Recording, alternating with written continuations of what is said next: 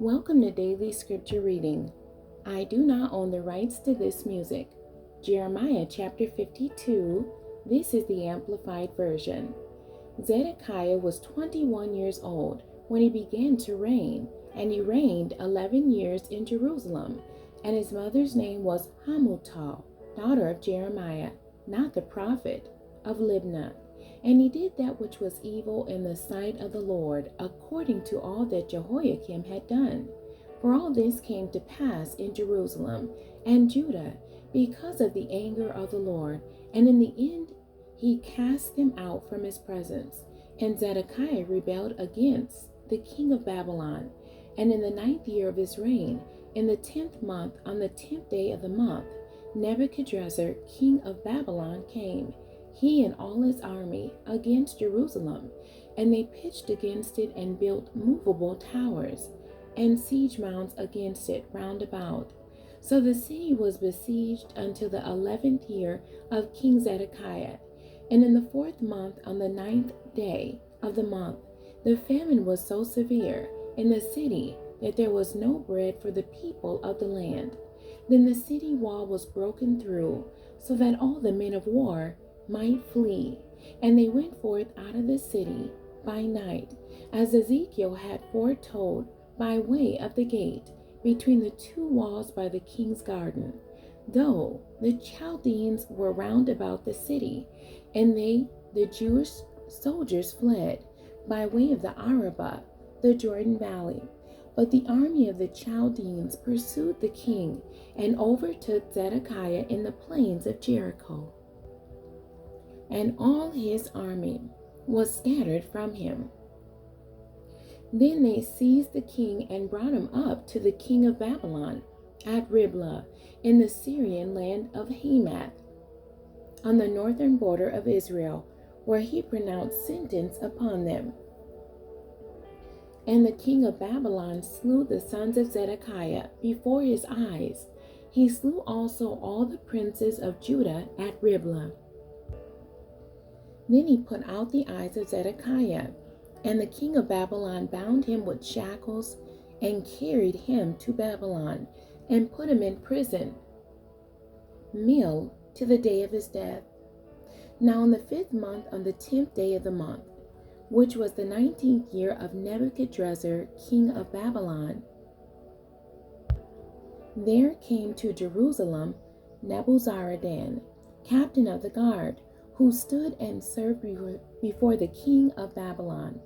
And he burned the house of the Lord and the king's house and all the houses of Jerusalem, every great house he consumed with fire.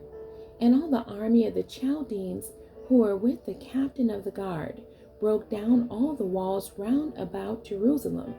Then Nebuzaradan, the captain of the guard, carried away captive some of the poorest of the people, and those who were left in the city at the time it was captured, along with those who went out to the king of Babylon during the siege, and the remnant of the multitude, the country's working people. But Nebuzaradan, the captain of the guard, left some of the poorest of the land to be vine dressers and tillers of the soil. Also the pillars of bronze that belonged to the house of the Lord, and the bronze bases or pedestals which supported the 10 basins, and the bronze sea or huge laver that were in the house of the Lord, the Chaldeans broke into pieces and carried all the bronze of them to Babylon. The pots for carrying away ashes also, and the shovels, and the snuffers, and the bowls, and the spoons, and all the vessels of bronze used in the temple service they took away. Also the small bowls, and the fire pans, and the basins, and the pots, and the lampstands, and the incense cups, and the bowls for the drink offerings. Whatever was of gold, the captain of the guard took away as gold, and whatever was of silver as silver.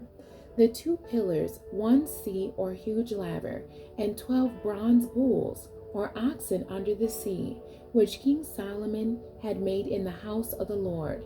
The bronze of all these things was beyond weighing. Concerning the pillars, the height of the one pillar was 18 cubits, 27 feet, and an ornamental molding of 12 cubits, 18 feet, went around its circumference. It was 4 fingers thick, and the pillar, was hollow. An upper part or capital of bronze was on top of it. The height of one capital was 5 cubits, 7½ feet, with the network and pomegranates around it, all of bronze. The second pillar also, with its pomegranates, was similar to these, and there were 96 pomegranates on the sides, and all the pomegranates upon the network were 100 round about. And the captain of the guard took as prisoners Seraiah the chief priest, and Zephaniah the second priest, and the 3 keepers of the door. He took also out of the city a court officer who had been overseer of the soldiers, and 7 men of them who were next to the king as advisers, and saw his face, who were found in the city, and the scribe of the prince or captain of the army, who mustered the people of the land, and 60 men of the people of the land who were found in the midst of the city. And Nebuzaradan, the captain of the guard, took them and brought them to the king of Babylon at Riblah. And the king of Babylon smote them and put them to death at Riblah in the land of Hamath.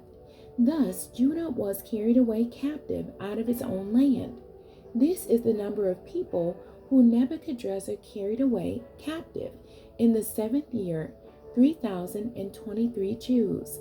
In the 18th year of Nebuchadrezzar, he carried away captive from Jerusalem 832 persons. In the 23rd year of Nebuchadrezzar, Nebuzaradan, the captain of the Babylonian guard, carried away captive of the Jews 745 persons. All the persons were 4,600. And in the 37th year of the captivity of Jehoiakim, also called Coniah, and Jeconiah, king of Judah, in the 12th month, on the 25th day of the month, Evil Merodach, king of Babylon, in the 1st year of his reign, lifted up the head of Jehoiakim, king of Judah, and showed favor to him, and brought him out of prison. He spoke kindly to him, and gave him a seat above the seats of the kings who were captives with him in Babylon. Jehoiachin put off his prison garments, and he dined regularly at the king's table all the days of his life. And his allowance, a continual one, was given him by the king of Babylon, a portion according to his requirements, until the day of his death, all the days of his life. The end. God bless you, and thank you for joining me today.